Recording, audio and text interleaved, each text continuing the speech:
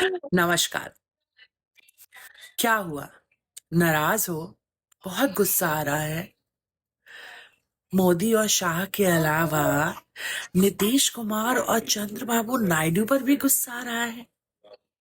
मैंने सुना आप उन्हें गद्दार बुला रहे हैं। क्यों? अभी भी इतना कुछ होने के बाद आपको एहसास नहीं हुआ कि आपका असली दुश्मन कौन है? अरे मुसलमानों, तुम्हारा असली दुश्मन तुम खुद हो। तुम्हारे ये मोमिन नेता हैं ओवैसी जैसे। वक्फ प्रॉपर्टी आपके विकास के लिए थी, आपके भविष्य के लिए थी। पर ईमानदारी से बताओ, आज तक तुमने वक्फ प्रॉपर्टी का क्या फायदा उठाया? इसका एक टुकड़ा जमीन भी तुम्हारे काम आया है क्या? गौर करना मेरी बातों पे। सिर्फ 4% मुसलमान ऐसे हैं जो हायर स्टडीज कर रहे हैं। सिर्फ 3% मुसलमान हैं जो सेंट्रल गवर्नमेंट जॉब में है। 6 से 14 साल के मुस्लिम बच्चों को उठाकर देखिए, 25 से 30% बच्चे आपको ऐसे मिलेंगे जो ना तो कभी स्कूल गए हैं, ना मदरसा गए हैं, या फिर ड्रॉप आउट है। शहरों में आइए, अपना गली मोहल्ला उठाकर देखिए, जिसे आप मुस्लिम बाहुल्य एरिया कहते हैं ये हमारा एरिया है। जरा चेहरे से, नाक से रुमाल हटाकर उस मोहल्ले में घूमिए। 38.4% गरीबी है।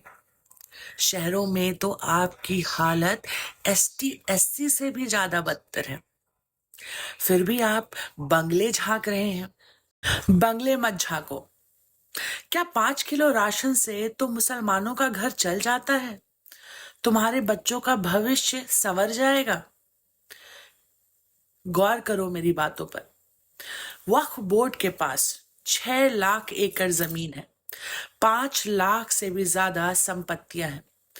वक्फ बोर्ड अगर चाहता तो तुम मुसलमानों के लिए क्या नहीं कर सकता था? हजारों स्कूल बनवा सकता था, सैकड़ों अस्पताल बनवा सकता था, दर्जनों यूनिवर्सिटीज, एमबीबीएस कॉलेज बनवा सकता था, गरीब मुसलमान स्टूडेंट्स के लिए हॉस्टल बनवा सकता था, छात्रावास जहां उन्हें फ्री में सुविधा मिलती, सीनियर सिटीजन्स के लिए, मुस्लिम महिलाओं के लिए वेलफेयर सेंटर बनवा सकता था। पर कुछ हुआ? आप अपने जहन में झांक कर देखिए और ईमानदारी से बताइए, क्या एक भी ऐसा कॉलेज मुसलमानों का वक्फ बोर्ड प्रॉपर्टी पर है जहां मुसलमानों को फ्री शिक्षा मिल सके, मुफ्त की शिक्षा मिल सके? क्या वक्फ बोर्ड की प्रॉपर्टी में एक भी एमबीबीएस कॉलेज है जहां मुसलमानों को छात्रवृत्ति मिल सके, या फिर टैलेंटेड पुअर मुस्लिम स्टूडेंट्स हैं उन्हें फ्री में स्टडीज मिल सके? नहीं है। हाँ, निजी कॉलेज है मुसलमानों के, लेकिन वहां तो फीस लगती है। पर आपने आज तक आवाज बुलंद नहीं की। इसका मतलब ये है कि हर मुसलमान कॉलेज की फीस देने में काबिलियत रखता है। तुम्हारी हालत, तुम्हारे बच्चों की हालत, तुम्हारे बच्चों का भविष्य वक्फ बोर्ड अगर चाहता तो सुधार सकता था, बेहतर कर सकता था, बदल सकता था तुम्हारी हालातों को। क्योंकि वक्फ बोर्ड के पास 70% से भी ज्यादा लैंड्स पर कब्जा है। लेकिन इधर तो आप लोगों ने कभी ध्यान ही नहीं दिया। आपने कभी विचार ही नहीं किया कि आपके बेहतरी के लिए वक्फ बोर्ड क्यों काम नहीं करता है।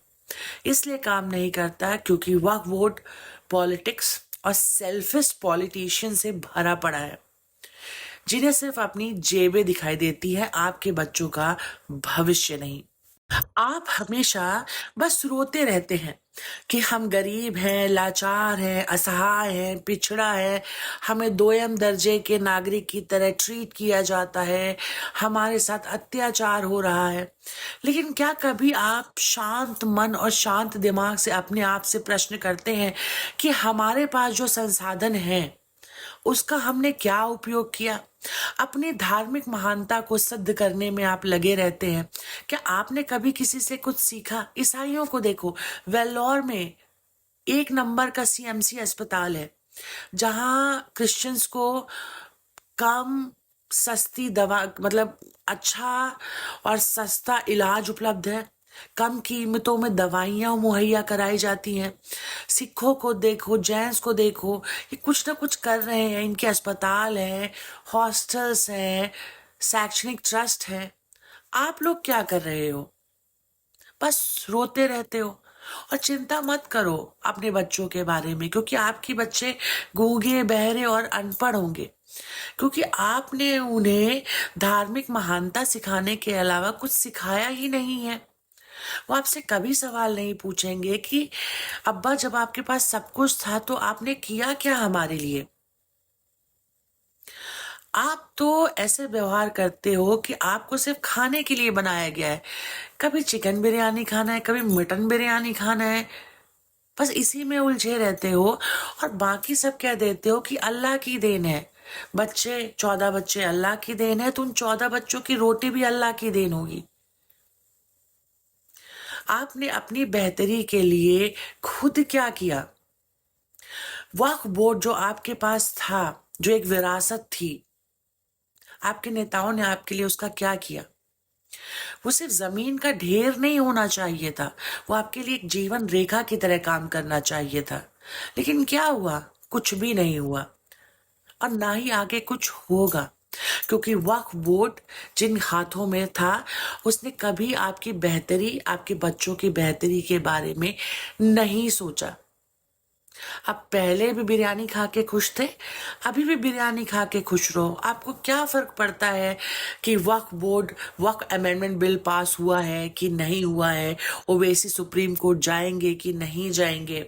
ओवैसी साहब तो बैरिस्टर हैं, उन्हें कानून की बारीकियां और मुसलमान और इस्लाम का जितना ज्ञान है किसी के पास नहीं है। बस इतनी ही उनकी उपलब्धि है।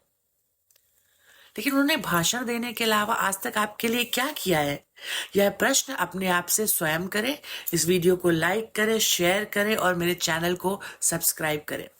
Thank you so much.